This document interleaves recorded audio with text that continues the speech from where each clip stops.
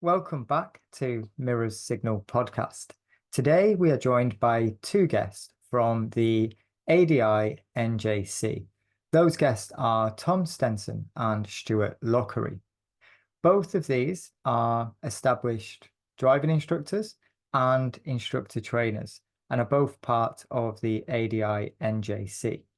We'll be discussing some of the benefits of joining an association, the reasons why they joined the ADI NJC, and hopefully it will answer some of the questions you might have if you're considering joining either the ADI NJC, one of the other associations, or one of your local driving instructor associations. If you have any questions around this episode, you can either contact them directly or you can leave a comment down in the comments section. Please make sure that if you haven't already, you subscribe to the YouTube channel. You can also give the episode a like and feel free to share if you think it might benefit anyone. If you're currently watching on the YouTube app, you can also listen to the audio version, and that's available on YouTube Music. If you've got any questions for me or you want any more information on what's going on with the podcast, then head to our Facebook group or the Facebook page, and they're both available at Mirror's Signal Podcast. So make sure you subscribe, give the episode a like, and I hope you enjoy this one. So we are joined today by Tom Stenson and Stewart Lockery, and if you can't tell from the background, we're going to be discussing all things ADI NJC. But before we get into that, how are you guys doing? Good, thank you. Very well, Josh. How are you? I'm very good, thank you. I'm looking forward to this one. I am a member of the ADI NJC, and there's a few reasons why. We might get into that as we start going. But to get straight into it, what is it? What do you do? Can you give us a bit of information about the ADI NJC? Oh, This goes to either of you. Just like that. Straight in you start, Josh. Yeah. Yeah. So the ADI NJC is one of the national driving instructor associations, one of the big three, along with the MSA and the DIA. We represent driving instructors across the country, from the far south right up to Inverness and beyond, up into the islands of Scotland. We have group members through driving instructor associations. Also, some training companies are group members of the ADI NJC. But I think the majority of our members now, this didn't used to be the case, but there's kind of been a pivot over the past kind of 3 or 4 years towards individual membership. And I think that's based on something we were just talking about before we came on air, the fact that this can be a very lonely industry, a very lonely business. And it's good the reason the associations exist tells us that there is a demand for that kind of networking, that kind of representation, that kind of signposting to best practice is a way that I like to think about it. So we know that there is a need for it. And the fact that the ADI NJC has been going for so many years, last year, 2023, was our 50th year anniversary. So it's been going for a long time. It started very, very small. The fact that we've grown our membership to the size it is now tells us that the demand is there and that driving instructors need that. Anything to add to that, Tom? No, I mean you've covered everything there. I know for me, when I first joined the NJC, it was very much about that. It was having that sort of blanket almost in the background that I could ask for help if I needed to. And a bit like insurance, we hope we never need it, but I think it's always good to have it there. That was why I joined, was for that support. You can be a little bit isolated. I started straight out, not a franchise, not affiliated to any schools, just me on my own with a car with dual controls, having passed my part 3. And it took me a little while, but I started questioning, what if something goes wrong? Who do I have to look after me? I've got my car insurance, but I don't think they're going to help if I have a student that accuses me of something.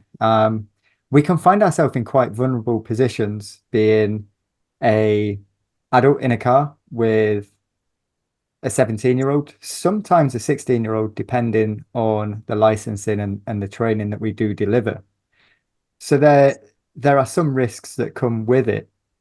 And that was one of my concerns when I started to think about the situations that I could find myself in. And hence I then decided to join an association. But is that something that you find people come to you for? I know that there's a lot that you guys offer. But why do you find people turn to you? Do you know? Yeah, there's a couple of reasons actually. So our chair at the moment, Charles, he does the representations, and we had 21 handled cases in 2023. And I think one of the reasons that people came to us is one of those who'd contacted Charles, he'd had a complaint, so he asked his solicitor if they could represent him, and they said yes, our consultation will be £6,000. Another one, just for a letter, a pleading letter, to not be removed from the register from their solicitor was £800. So our £4 a month actually became quite appealing to a few customers. And so, yeah, I mean, out of these 21 cases, 10 of those were misconduct or conviction investigations. And so having somebody there, I think, in your corner to be able to not only have an idea of what's going on and the process that goes through, because I think it is daunting for some instructors when they get the email or the letter come through saying, you know, the DVSA are going to be investigating you. Excuse me. I think I think you're playing that down a little bit there, Tom. I think it would be absolutely terrifying to have a letter like that land on your doorstep. By all accounts, you get very little information. Yeah. When the first kind of contact is made, and the idea that you could lose your livelihood, you know, it has to be up there with failing a third standards check in terms of stress, and possibly more than that if you end up having to go to court. It gets in the papers, you know, your reputation, regardless of innocence or guilt. Incidentally, of what we're talking about, it's just one of those things. Something that I spoke to Charles about was the increase in the number of complaints in the past. It seems like the past 5 years. I don't remember when I joined the governing committee talking about this, you know, 7-8 years ago. It seems to be kind of just before pre-COVID, it started becoming more and more prevalent. Whether that's because the DVSA and the association just started working together on it a lot more. It could be that the number of things that were going on has always been the same, but the associations just never had the opportunity to help. I don't know. I don't think we'll ever know the answer. But we know for a fact that how scary it can be.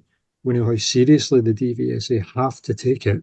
And we know that we do a good job especially through Charles in helping ADIs kind of navigate the process. And I think the information we'd like to get through to people is that if you do have a complaint against you, please contact us as soon as possible, because the earlier that we get you to contact us, the earlier we get this information, hopefully the more that we can do to try and solve the situation. Do you guys have a relationship with the DVSA at this level then? Is it you just represent the ADI, or is there some kind of almost working relationship with the DVSA that you guys have? I think there's sort of two sides here. The ADI NJC and all of the other associations group together to create NASP, and so they have a working relationship with the DVSA, but that isn't directly linked to the complaints process as far as I'm aware. But the fact that Charles has been through so many of these sort of gives him a pretty good insight of how things potentially can work out, and, you know, the best course of action to take with that. I think just to add to that as well, it does no harm at all the fact that the DVSA know that the ADI NJC are involved, because I think they've obviously been able to say to Charles, this is what we need to know. This is what's going to happen. This is what you can advise the ADI. It's kind of like an informal union, isn't it? Yeah. In that side of things, the DVSA do talk to us about it. Obviously, they'll be limited in what they can share, but the fact that that relationship exists can only be a good thing. Mm. I And hope so. So I was going to say, in relation to NASP as well, it's typically there are several meetings throughout the year, although there hasn't been any for the last few months due to all warrant card holders being asked to actually go and earn a living. Or I don't know if I'm allowed to say that. So yes, but you know, even the work that NASP does, I know that there are people out there who think perhaps NASP isn't as good as it should be, but even the DVSA are restricted in the things that they're allowed to do. But as Stewart has highlighted there, I think any relationship is a good relationship. And when I was in one of the NASP meetings last year, all of the DVSA representatives there are very eager to push the industry into a better industry. And I think if there weren't always higher ups that make decisions, it might be a different story. But that might be another podcast. I don't know. We'll do it again. But one on that, because I've got worst case scenario in my head. That's what concerns me, is we could be accused of some bad things, and it's one person's word against another, and probably a very big investigation and lots of people involved. But are there things that, how do I word this, that aren't the extreme cases that still lead down this same path? And do you have any kind of examples of that? Because I think people watching, like, sometimes we think that's not going to happen to me. But could it be claims to the DVSA regarding, I don't know, lack of a refund or not delivering lessons? At what level does this start to come in and potentially affect someone's business? Yes, that's a really good question, Josh, because we're in danger of being really vague about the whole thing there and not talking about what actually happens. I can give a couple of examples. The most recent was a fortnight ago, when I had a message from, it was actually a former member, so we weren't going to be involved in the kind of representations that Charles does, although I did seek his advice on this one. I just happened to know this gentleman through kind of networking. He runs a very small driving school, and he'd been approached by the pupil of one of his clients, accusing the ADI of improper, I can't remember the exact terminology that my contact used. It wasn't like abuse or anything like that. It was inappropriate comments, inappropriate jokes, inappropriate comments about her clothes, inappropriate comments about the clothes that pedestrians were wearing as they were carrying on during their lessons.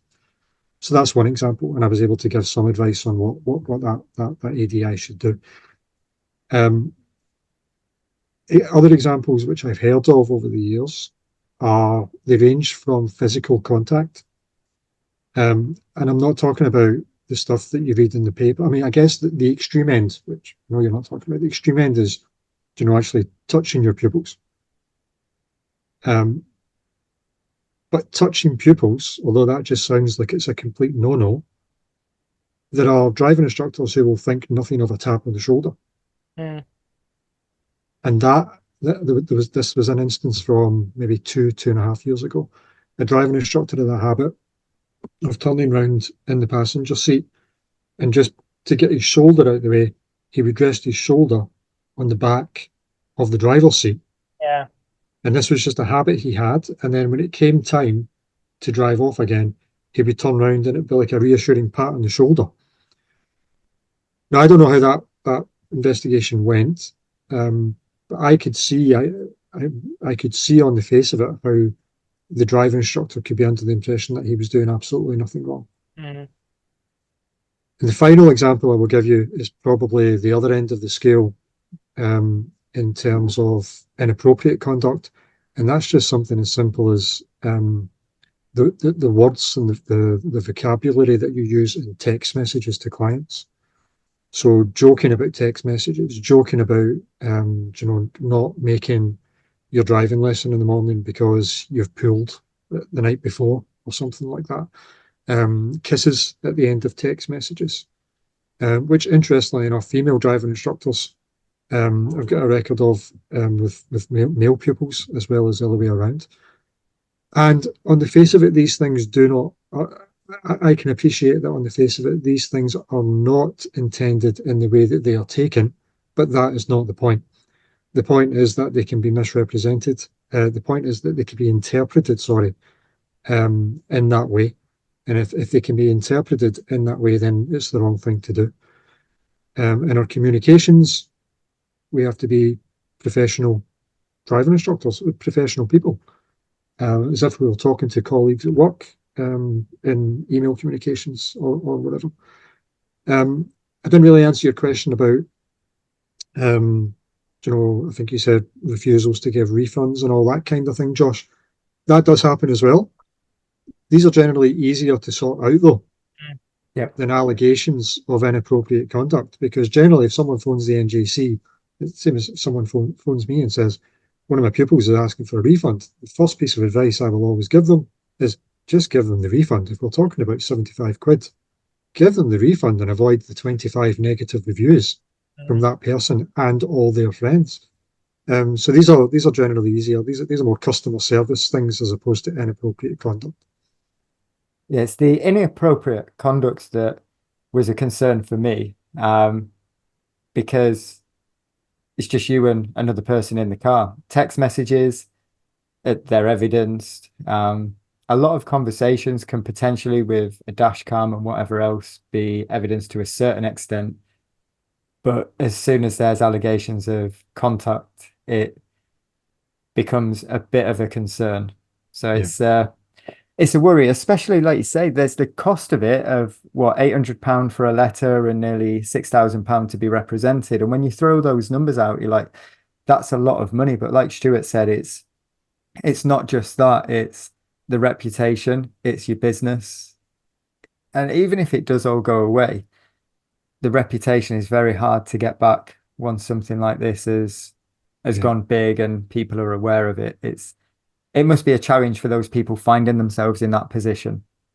Just to pick up on something else there before I hand over to Tom, Josh, I'm led to believe that if there is an allegation, you mentioned about their word against yours, one of the things that they will do is they will contact previous clients or current clients that you've had.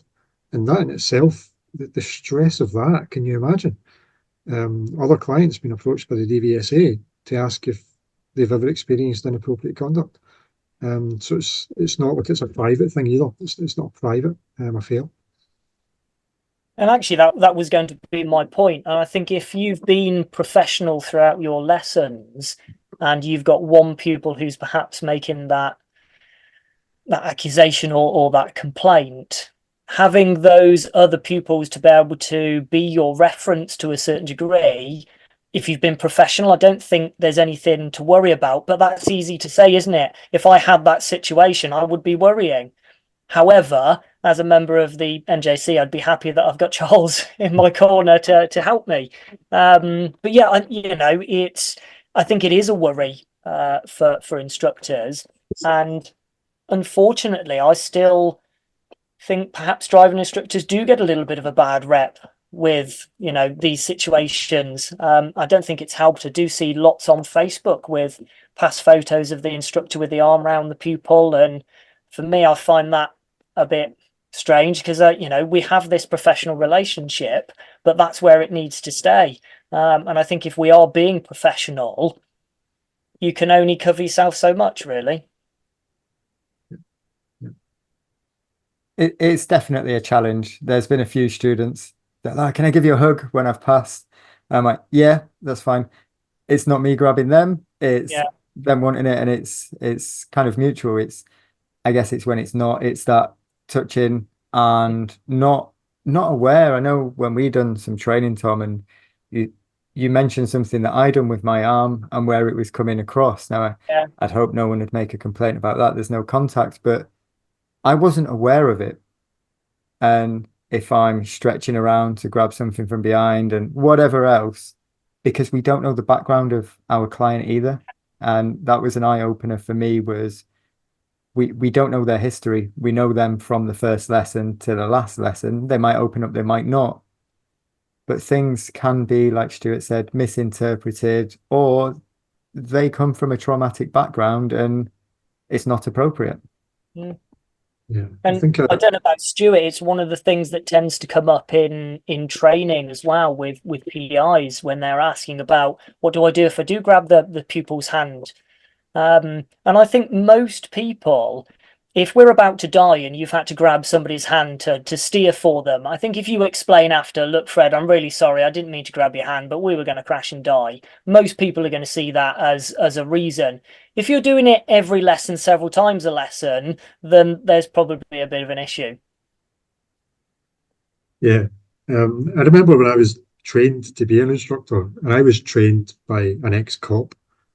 And that had some challenges. But one of the good things about it was that he literally said to me, you need to imagine that there's a pane of glass running in line with a handbrake.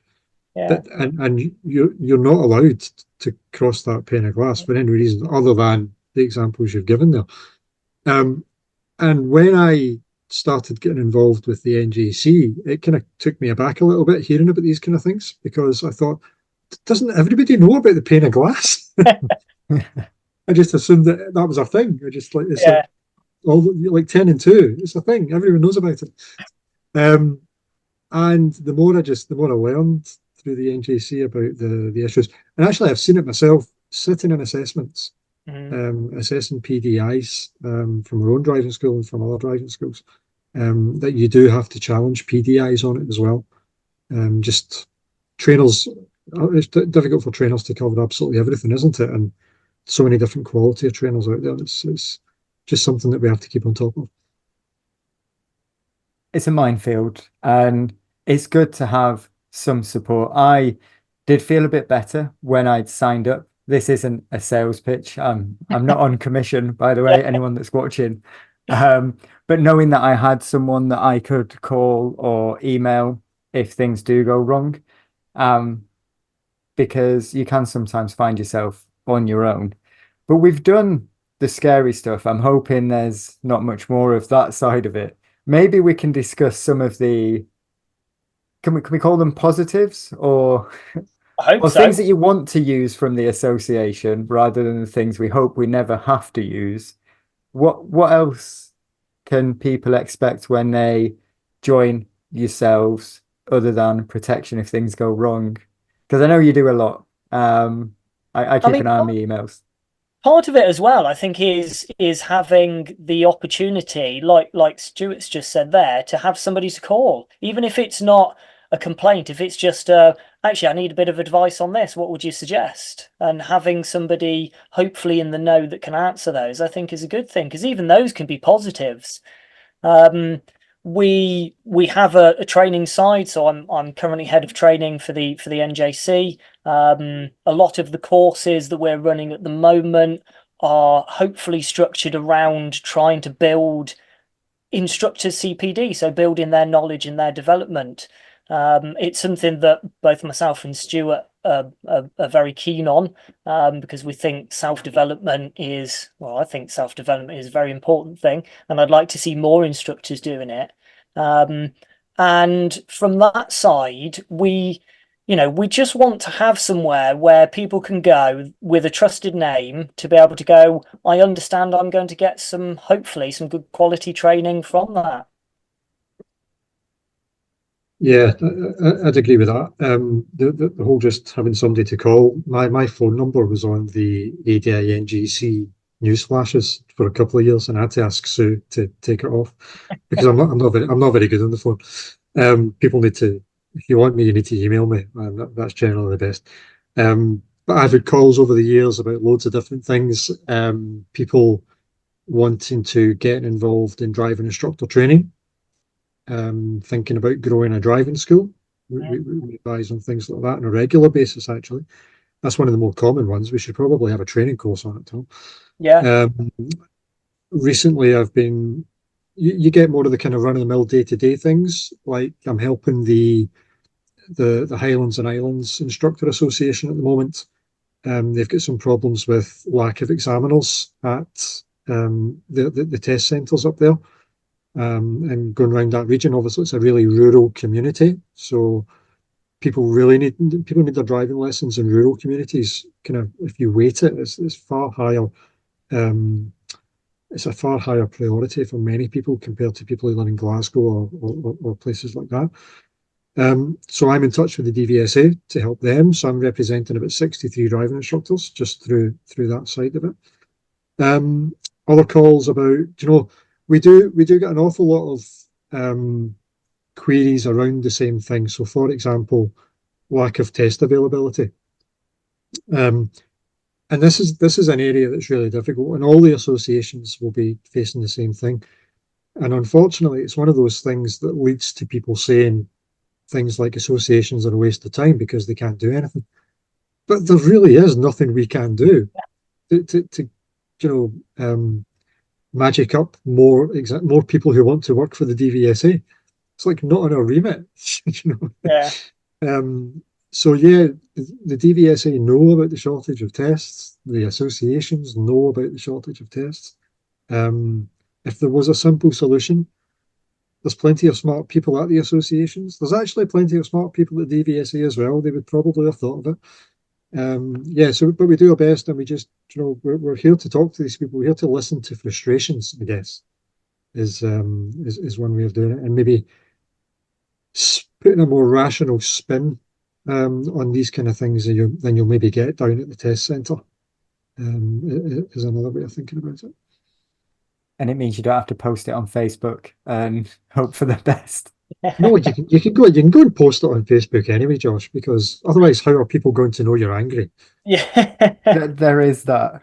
That's just another kettle of fish, and I think I'd be wary posting for that reason. The advice that's coming back, at least when you come into some of you guys at the associations, it's good advice or proven advice, or like you say, it's things that you guys have probably been through and answered before. I mean, over 50 years, I can't imagine.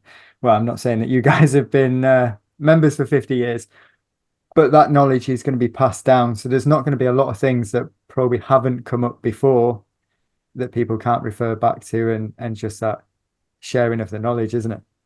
Yeah, that's an interesting point. I mean, the governing committee, we have ADIs on the governing committee who go back to the forming of it. We have lifetime members of the governing committee who joined in like the 70s. And it's really great to have them there at the governing committee meetings. I mean, they're a bit of a pain sometimes, but I'm just hoping Neil gets to watch this. I was going to say, remember they'll see this. I hope you're well, Neil, if you're watching. But a lot of the issues that we're talking about at the governing committee come down to politics at the end of the day, and they come down to customer service. And the experience that these guys have, even though practices have changed, even though social norms have changed and behaviour has changed, and the driving test has changed, and the regulator has changed so much, just to have those voices in the room and to have that experience in the room is really, really important. Tom and myself, relative newcomer, I've been there a while now, but it's just good for us to. I find it quite inspiring. I don't know about Tom. Yeah, I agree. One of the reasons I joined is I was actually asked to go along by Andrew Love, who was a chap I respect enormously, former head of training, and Ed Marshall, who was a gentleman, a trainer I knew through Tri-Coaching. And they asked me to come along, and I went along to my first meeting. I think it was in Walsall, perhaps. And it was just a room full of top trainers and people who ran driving instructor associations. and people who owned kind of small driving schools like myself. And it also had people like Lynn Barry, who I'd heard of, Andrew Love, who I knew and really liked and respected, and Ed Marshall, and a couple of other people as well who were at that level at that point. And for me, aside, so I didn't join for the reasons that you guys have mentioned. For me, it was about best practice. For me, it was about I want to hang around with the guys in this industry who know the most amount of stuff and do things in the best way.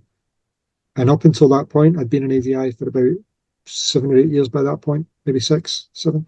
And I hadn't found anything like the NJC and the governing committee in particular. And I decided that's where I want to be. I want to work with these guys. And I'm very, very interested in the representation and all that stuff that we do at the NJC. I'm more interested in the stuff that I'm working with Tom now to do, which is about leading the industry. And try and help the industry grow and upskill and develop. And we can do that without solely becoming a training organisation, because there will be training companies out there watching this. There's sometimes an accusation that's thrown at the associations. Do you look after driving instructors or are you trainers? Well, we don't have to be one or the other. We can be leaders of the industry. And that's where I would like to see the NJC kind of pivot a little bit from where we are. Still do the representation, still do the important stuff, still do the at the end of the phone if you need us, but also be that body of professionals that people look up to and aspire to become, to get better, to learn from, and that kind of thing. And I think that's the good thing about sort of the NJC family and the committee that we've got. There is a wealth of knowledge there in many different areas. The training side, which I'd like to promote, but as Stewart says, it's a small part of what we do, and I think it's important that people can see that we are trying to do much more. We are trying to push the industry and be leaders in it, because hopefully that's going to benefit everybody, not just that are coming into the industry, but those that are already in it at the moment as well. Yeah, it's difficult sometimes knowing where to turn for that side of it as well, the training and the next step, because there are so many people and a lot of good trainers that are off doing their own thing. And sometimes we can find ourselves, I know I do, I'm looking at all these different courses. It's like, I don't know which one to do. There's not enough hours in the day but having people to look up to like yourselves, and then a potential bit of advice as well. This is what I want to do. What would you advise? What courses can I go and do? How do I position myself in the best place to achieve it? From experienced ADIs and trainers and people that have built schools and everything else. So it's nice to know that there's that support with it as well, and not just we've got your back if something goes wrong. And definitely, even just some of the conventions and the expos, I think, are just fantastic places for people to go networking, even if you're not going there specifically training for any other reason than to just be in a room full of like-minded people who you can chat to and find out that actually they're finding it quite lonesome to be a driving instructor, and that there are other people out there, and that there isn't, there is a wealth of trainers out there that you can go to that all have their own take on the same information we're delivering. And so, just the expos, I think, can be a great one. Was that your first one that you came to last year, Josh? It was, yeah, that was And my what first were one. your thoughts on it? I really enjoyed it. What amazed me was how much that was there for free. It was a free day, and depending on what you're doing, I didn't do much. I was quite ill the day before, so I turned up in body, but I'd not slept. I was in hospital the day before. I wasn't in the best of places, but you could spend all day from the minute you get there until the end of the day seeing like the industry's kind of lead trainers delivering workshops and courses. And I think at any one time there was 3 different things going on, so you could pick who you wanted to go and see, and then you had the stands, and it's free. You've just got to make the effort to get there for the day. And you get a load of free stuff as well. Even better than that, you come back with a bag full of cups, pens, notebooks, all of it, and a load of CPD. So yeah, I'd love to see more people getting up for that. And you don't have to be a member of the NJC for that. Anyone can go that just basically gives you their email address on the booking form, book, get your ticket, free, and away you go. Well, good. Yeah, I'm I glad. loved it. I can't believe they're free. And I'd like to, I'm hoping next year, this year, we're in 2024 now, aren't Yeah, we? Because you said it just keeps growing and growing, the expo. So it'd be good to see more people there as well and getting the numbers up for a day of free CPD and networking and free cups and notebooks. Why not? yeah. What more can you ask for? Exactly. If you're So lucky, you get a helium balloon from the ADI NJC stand at the end of the day as well. You can grab one for your kids, Josh. There's always a bit of a scramble for the balloons at the end of the day. noted for the next one. If I pitch that it will be in the background on one of my episodes, can I have one? Yeah, I'm sure we can wing that. We can swing that as well. So, going to write that down on Josh's list there. Yeah, Yeah. I've got it down. like he's It'll writing. keep growing that.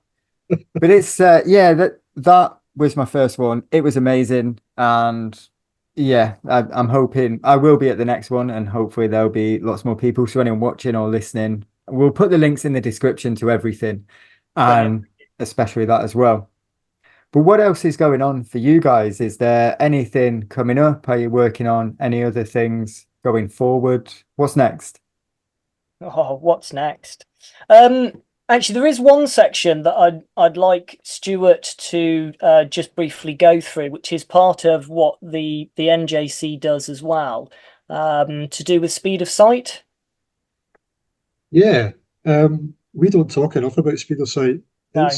I think we assume that everyone knows about speed of sight because they come to our meetings and they come to, and we always do raffles kind of internally for it. Tina Cassidy is an ADI from, I think she's moved house recently. I think she's somewhere around Lincoln, or Lincolnshire at least. And she's on the governing committee and she is our charity liaison. And our charity of choice is Speed of Sight.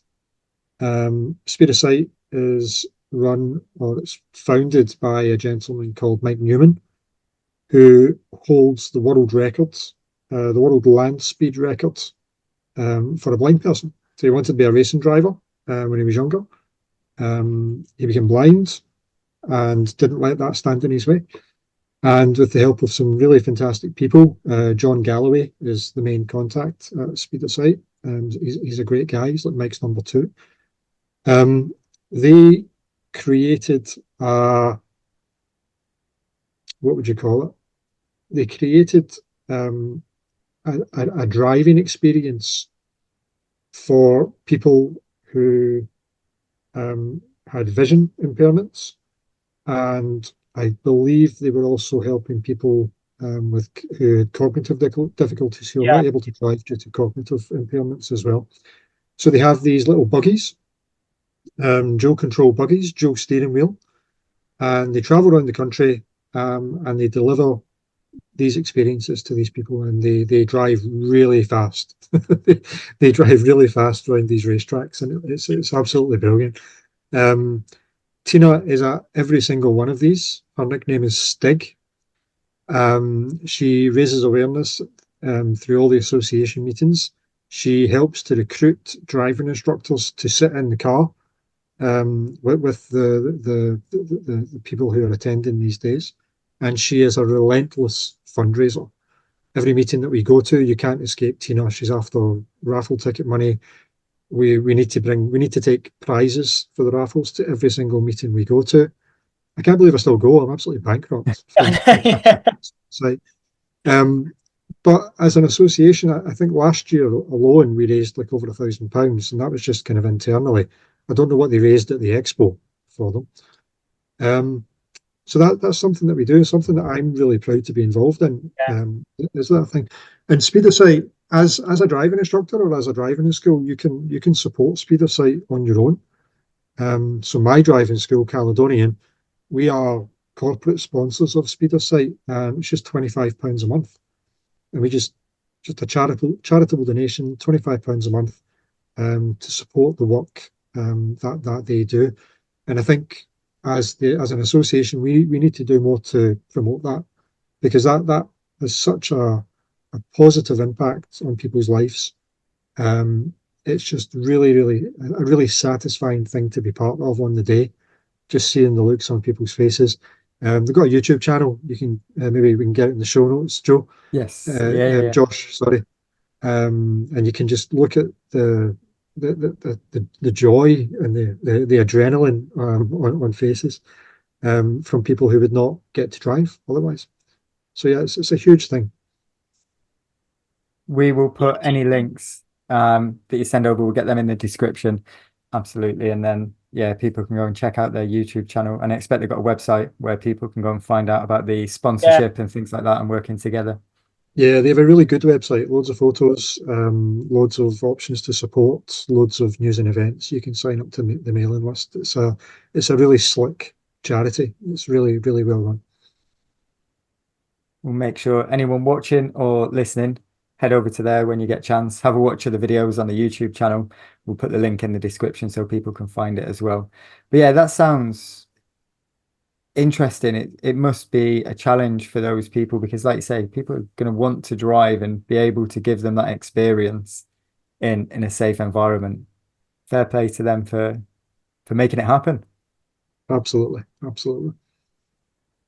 Nice. So we'll get people to check that out. Is there anything else that they need to go and check out? Any more information that you'd like to share? You can give the NJC a plug now if you want for the end of the episode. We have got some. We've got the convention coming up, so this is a slightly smaller, not expo. It's a I don't know what the word is. A smaller. Smaller convention. There you go.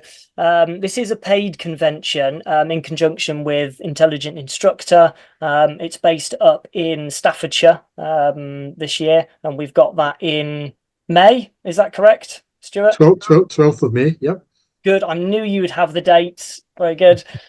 So I'm looking forward to that one because it's going to be a smaller event, which is hopefully going to be good for sort of local instructors as well. I say local because it's relatively local to where I am, and we don't tend to have all that much going on in our area, so I think that's a good thing. Stewart has also organised for next month a new event that we're going to be having in Scotland, but I'll let you explain that one, Stewart, as it's your little baby. Don't say next month. That makes it seem very close. Well, you might have to give us a date. This episode's going out early March, so people will be watching. It might have happened. So on the 17th of March, we are hosting the first ADI NJC Scotland conference, which obviously will not be as large as the ones down south because we have far fewer ADIs in this part of the country. But despite that, we've managed to put together a great lineup, and the headline speaker is Dr. Lisa Dorn from Cranfield University in SciDrive. She'll be talking about autonomous vehicles. We have lots of speakers. We have a couple of speakers who'll be talking about behavioural change. Tom and Lynn will be talking about some various Part 3 and standards checks things. And yeah, really looking forward to it. So I believe there are some tickets left. It's selling really well, actually, in the Scotland conference. But there should still be some tickets left. If by any chance when this goes out they are sold out, then drop me an email and we'll see what we can do on the day. We'll get your email put in the description. This goes live the 10th, so people will have a week to get things together and get so no pressure. For my UK wide audience, those that are in Scotland, head over there to that expo. Some of the other things that we've got our big expo later on in the year, which Stuart's going to give us the date of as well. That is on the last Sunday in September, which I think might be the 29th. Yeah, that sounds about right. So those are some of the sort of expos and conventions that we've got coming up. We have recently, this last month, or this year, I suppose, because it's still early in this year, we've just released something called 10-minute takeaways. These are just sort of bite-sized CPD videos, really. They're being released at the moment. We've got some that are just open to members and non-members, and then we will have some that will only be available to our members of the NJC. And it's not a podcast. I just want to put that out there, Josh. It is just a small video of myself and other colleagues in the NJC, where we pick a specific subject and we just try and cram as much information in as we can in that 10 minutes. And the idea is to just give bite-sized chunks for ADIs and PDIs to be able to maybe listen or to watch, and hopefully try and push that development a little bit more. So we'll call it the Not a Podcast. The Not a Podcast, yeah. So where do people find that? That is on our NJC YouTube channel, which again, hopefully we can just pop into the comments, but yep. Go onto YouTube and just type in NJC or ADI NJC, and I think it's one of the first that comes up anyway. I think how many videos have we got up so far, Stuart? Is it 3 or 4? There are 4 10-minute takeaways up at the moment, but I can't believe the number of views they've had in so short a time. I mean, I guess 10 minutes makes it a lot more palatable. You can just watch them in the car on your phone. So, credit to you for coming up with that idea. It's but the views are really, really high for something that's come out so recently. So well done to you and Linda on that. I'm looking forward actually to later on this month, because I've got somebody called Alan from the British Horse Society coming on to talk about some of the stuff that they're doing at the moment, because they're trying to get more drivers aware of the incidents with horses and horse riders. And I was actually quite surprised when I saw the adverts they sent over to me that 66 horses were killed in 2023 in road collisions. So yeah, I'm quite excited to talk about that one. Not that I have anything to do with horses, I just think it's one of those things that perhaps doesn't get spoken about probably enough. But then I live in a very rural area, so we deal with that quite a lot on lessons and sessions. So yeah, Alan's good. Alan spoke at the last NJC conference before we teamed up with Intelligent Instructor. It was in Dudley. Yeah. So he's good. A lot of good content for driving instructors. Hints and tips on how to deal with these kind of scenarios. Yeah, really good. I believe he's at the convention as well with us.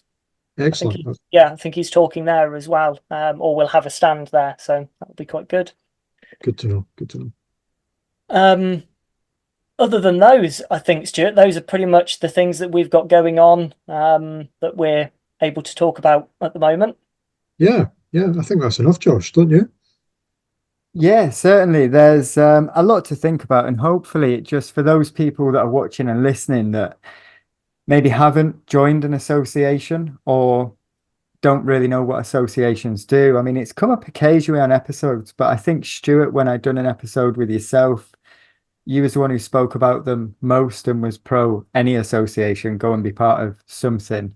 So yeah, to have a bit of an insight as to what you guys do and what kind of people are working behind the scenes to support people as well will hopefully just shine a bit of light for people that don't know. Like myself, I didn't, and I expect if it wasn't for me doing this, it'd maybe taken me a little bit of time to find my way to an association and then try and find out what it is that happens and how they can help and what I can get from it selfishly and long term look to offer something.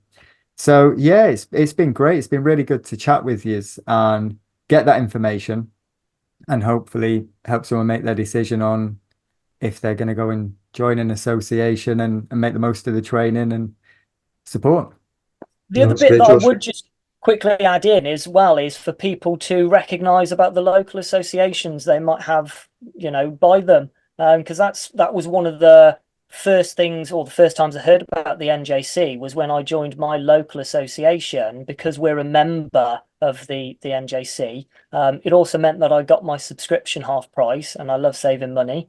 But also having the local associations there, I still think is such a great great opportunity for people to have that support network.